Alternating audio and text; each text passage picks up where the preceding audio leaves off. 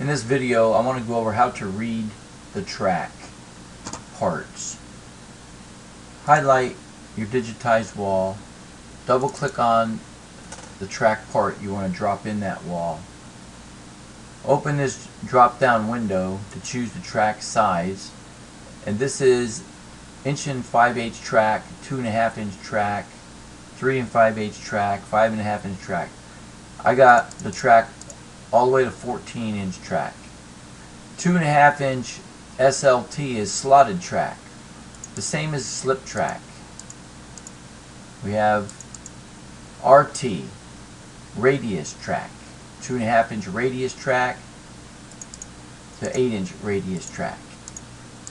We have the J runner, 2.5" J runner to 6" J runner. That's how you read these parts. Choose a leg height.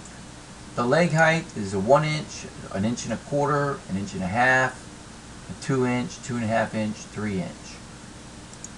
Choose track gauge. The heavy gauge starts here at the 97 mil, which is 12 gauge, to the 33 mil, 20 gauge. These are structural track.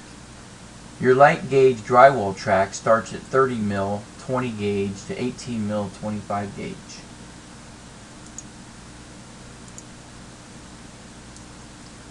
Let's go into our blue parts tab and double click on our track. Open this window and take a look at all of the track that's available. By clicking on choose track size, you can double click on this. The window opens here and it shows all the track in one window, from an 1 5/8 track to your 14" track, your 2.5" track, slotted track, radius track, and your J runner. Choose leg height, double click here, and you see I have the 1 inch to the 3 inch leg height. Choose track gauge, you can double click here and see all of the different gauges of track. From your heavy gauge 12 gauge to your 20 gauge 33 mil, and then your light gauge 30 mil to 18 mil 25 gauge.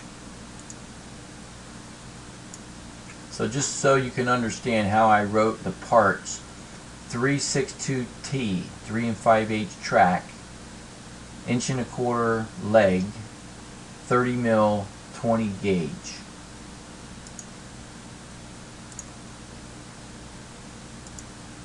This concludes this video on how to read the track.